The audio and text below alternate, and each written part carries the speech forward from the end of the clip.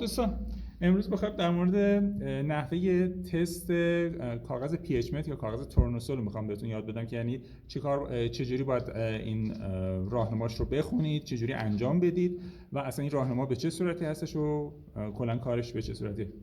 این کاغذ PHMET مرک آلمانه و یه پک 100 تایی هستش که شما هر روز هم بخواید یه تست ازش بگیرید عملا برای 100 روزتون کافیه. دامنه pH هم که داره ببینید اینجا بین 0 تا 14 هست. عرض کنم خدمتتون که اینا الان شفاف شد. بین 0 تا 14 رو کامل براتون میگیره. البته خب مشخصه به دقت دستگاه نیست، یعنی دهمینا رو به شما نشون نمیده، ولی خب حالا چون دستگاهش هم گرون هستش این چیز مناسبی هست برای کارهای به خصوص خونگی.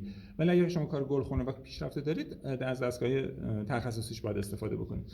حالا من یه دونه از کاغذشو در میارم اینجا میخوام براتون تست بگیرم. ببینید کاغذش اینجا خودش روش یه سری علامت‌ها رو داره به صورت پیش‌فرض که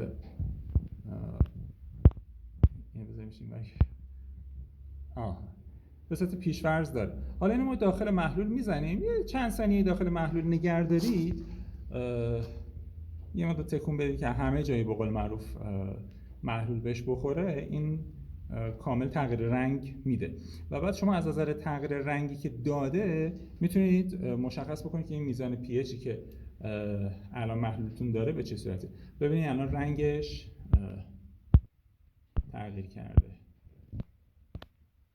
خب حالا این راهنما رو هم میگیریم که ببینید شما الان این تغییر رنگی که الان اینجا اتفاق افتاده با کدوم یک از این راهنماها یکسانه، با این ور که یکسان نیست. چرا؟ چون نگاه کنید الان این عدد بالا رو ببینید از 7 8 9 10 تا 14 رو رفته. پس ما می‌بینیم توی راهنمای کناریش ببینید که الان شما به کدوم یک از اینا نزدیک‌تره. نگاه کنید الان روی pH 6. الان هر کدوم از این مربع‌ها که می‌بینید بذارید من اینجا شفافش بکنم. هر کدوم از این مربع‌ها رو که می‌بینید عملاً خودش یه جور راهنما هست برای شما که اگر که کناریشو ببرید ببینید که الان تغییر رنگ داره.